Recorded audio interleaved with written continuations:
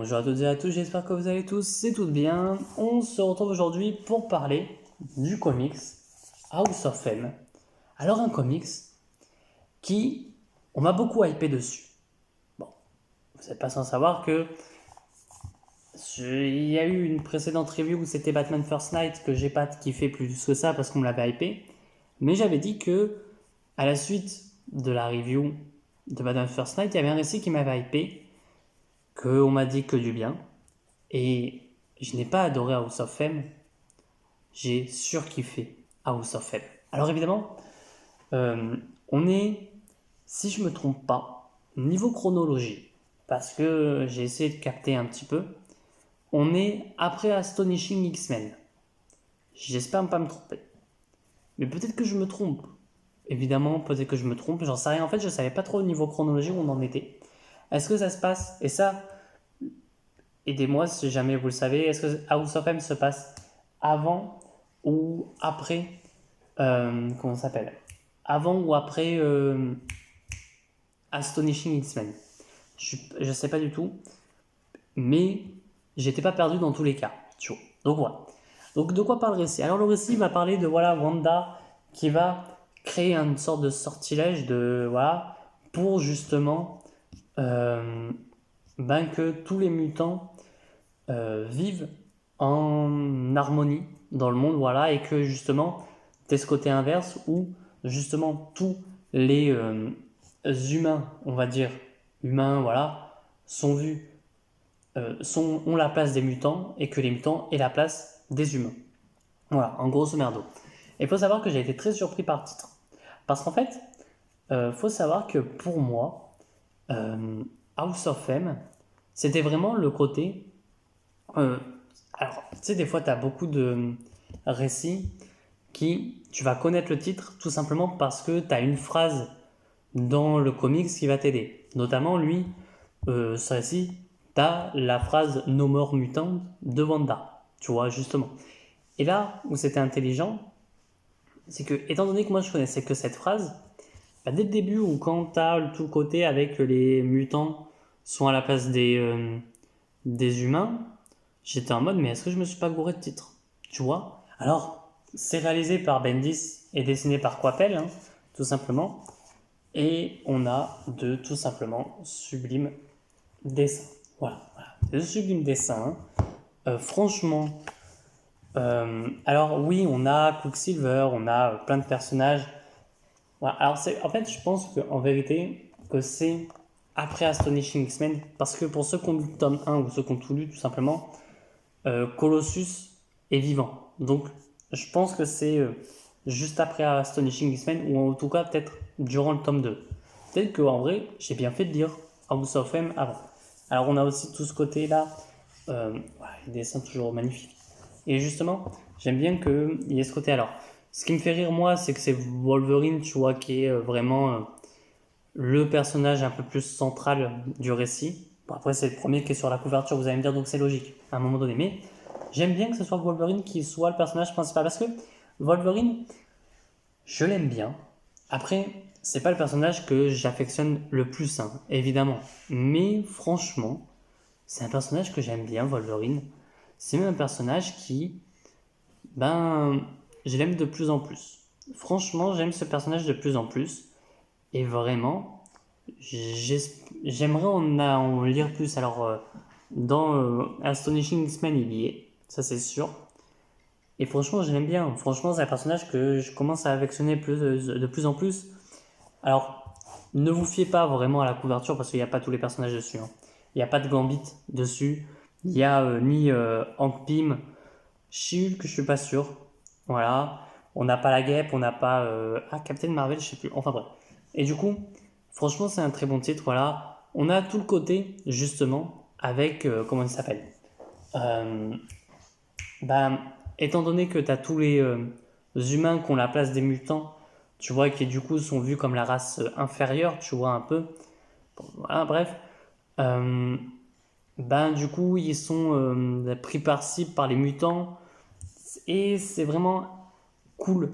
Et en plus, surtout que à la fin, mais sans spoiler la fin, évidemment, pour ceux qui n'auraient pas lu et qui aimeraient lire House of M, c'est un récit déjà qui avant de parler de la fin, c'est un récit qui, pour moi, est vraiment une porte d'entrée pour l'univers Marvel. Franchement, tu lis du House of M, alors peut-être que voilà, faut peut-être avoir deux trois choses à savoir, mais tu sais que les mutants sont vus comme des personnages, enfin, la race mutante, pardon, sont vus comme des, voilà, t'as tout ce côté racisme, etc. avec les mutants. Et quand tu sais ça, tu sais comme quoi Wanda a eu des enfants, mais du coup elle en a pas vraiment eu, enfin c'est compliqué. Euh, T'as tout ce côté-là qui, si tu le sais, House of M c'est facile. Parce qu'en vrai, t'as des personnages, bon t'as Luke Cage, on te fait référence à Jessica, t'as Matt Murdock, si je me trompe pas. T'as plein de personnages qui sont dans le récit, t'as notamment Jennifer Walters, en couple avec Matt Murdock, justement dans un site. Attention, je suis pas en mode c'est logique que du coup She-Hulk et Daredevil couchent ensemble dans la série She-Hulk, hein. Ça franchement c'était une connerie. Mais bref, passons.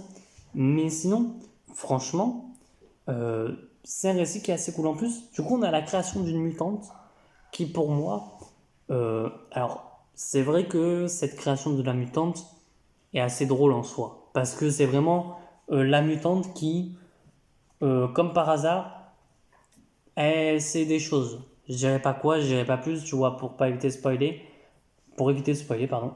Mais franchement, c'est un personnage qui me fait rire, tu vois, enfin, qui me fait rire. Attention, c'est pas un personnage qui fait rire, qui est en mode je fais des blagues et tout.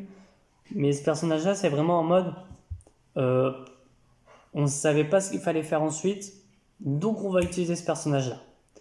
Et t'as vraiment ce côté, du coup, comme je disais, alors à la fin par contre, accrochez-vous bien parce qu'à un moment donné, euh, la fin, j'ai eu du mal, mais pas méchamment.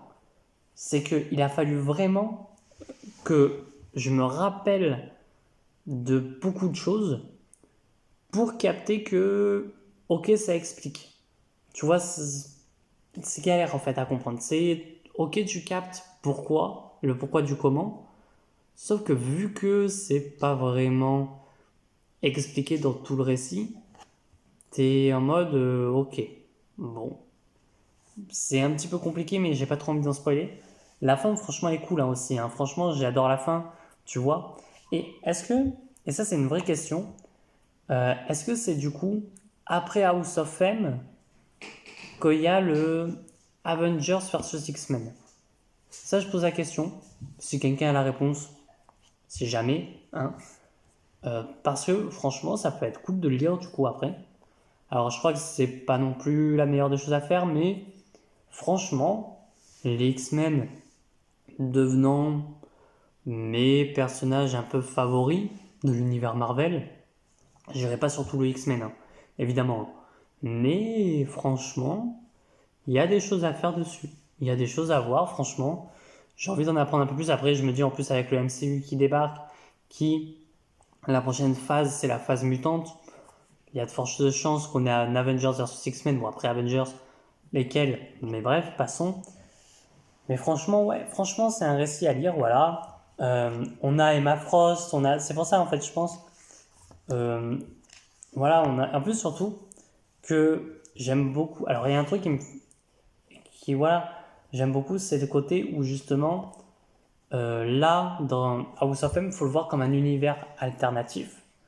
Alors, un univers alternatif, ce qui se passe dans le récit. Parce qu'après, on revient, enfin, imaginons un, ouais, univers alternatif, quoi, une modification de la réalité, ce que Wanda peut faire.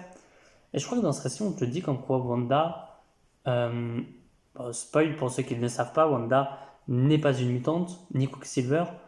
Et je crois que c'est dans ce récit-là qu'on te le dit, hein. Enfin, en tout cas, on te le dit rapidement, en tout cas. Mais justement, on t'apprend que tu as toute la continuité, et d'un coup, tu as cet univers alternatif qui, du coup, te permet de changer énormément de choses. Tu vois, par exemple, on a un Wolverine qui est directeur du SHIELD. On a Emma Frost et Scott Summer qui sont ensemble. Du coup, on n'a pas Jean Grey. Je sais plus si dans Astonishing elle est vivante. Non, elle n'est pas vivante dans Astonishing. Donc voilà, franchement, lisez House of M parce que c'est merveilleux. Franchement, j'ai kiffé sur House of M, j'ai vraiment kiffé House of M.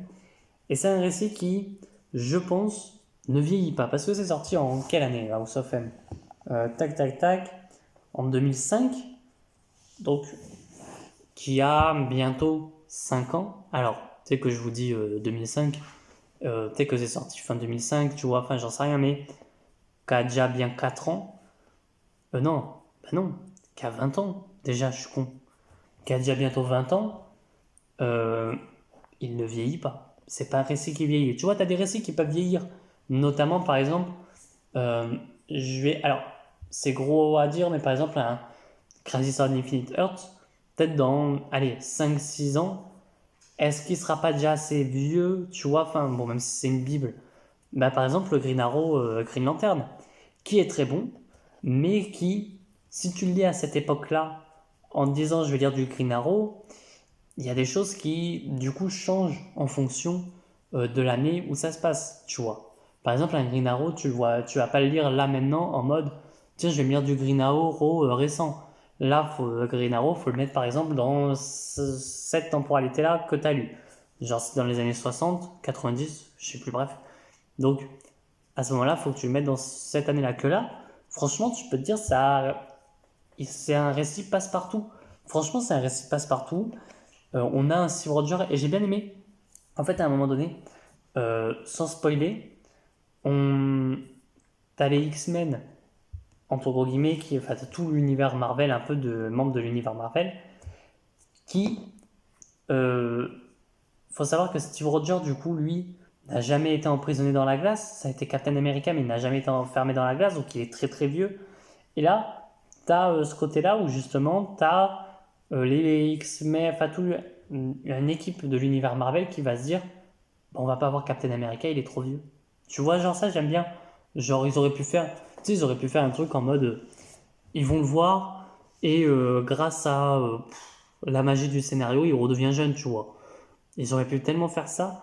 Et j'aime bien, c'est qu'on part pas dans de la facilité. Alors, t'as le truc de facilité, t'as le personnage qui est facilité scénaristique, évidemment, mais qui, je trouve, marche assez bien. Tu vois, c'est pas un personnage qui est fait au forceps en mode grosse blague et tout, parce que franchement, à la fin, ce personnage-là, tu le revois plus.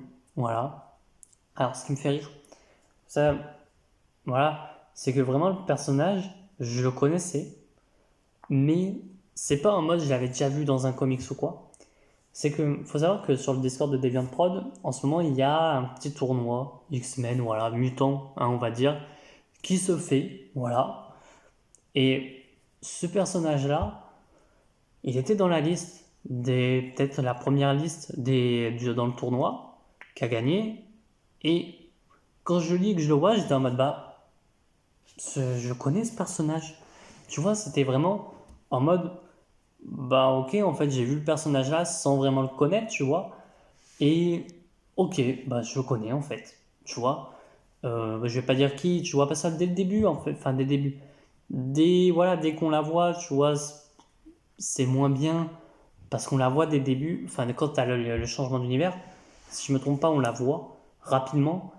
Donc ça serait bête de dire bah tiens c'est elle, tu vois, enfin voilà. Enfin bref, franchement, House of M c'est très bon. Lisez House of M, voilà. Euh, Porte d'entrée, ouais si tu connais un petit peu. Après, tu vois par exemple moi j'avais pas tout le délire avec Genosha, avec justement Wanda qui n'a pas d'enfant.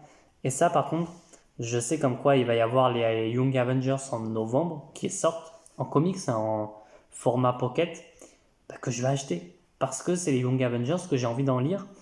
J'avais envie En fait, c'était en mode soit je les achète, je les commande via Excalibur, ou soit, justement, euh, bah, j'attends, je vois s'il y a une réédition, si voilà. Il y a le format pocket, voilà, ça sort pour 9 euros. Autant aller dessus. En sachant que c'était déjà un seul tome et que là c'est un tome. Franchement, c'est assez cool. Voilà. Donc, lisez House of M. Voilà, c'est un très bon récit dans l'ensemble. Voilà. On a voilà, tous les mutants. Enfin voilà, tu as tout ce changement dans l'univers House of M qui est très très bon. Et franchement, j'ai été assez surpris, tu vois, parce que pour moi, le No More Mutant de Wanda, voilà, bon, elle le dit, c'est dans ce récit hein, qu'elle le dit, c'est Moi, je pensais que du coup, tu avais tous les personnages mutants qui disparaissaient. Voilà. Mais non. Voilà. C'est assez cool. Alors, ils disparaissent pas, mais il se passe quelque chose. Évidemment. Mais j'étais assez curieux. Je suis assez curieux du coup. Dites-moi, c'est quoi la suite de House of M du coup? Parce que j'aimerais le savoir. Et parce que je suis très intéressé par ceci. Voilà. Sur ce, n'hésitez pas à vous abonner, à liker la vidéo et à partager. Et moi, je vous dis à très bientôt et à très vite pour de prochaines vidéos. Allez, ciao tout le monde!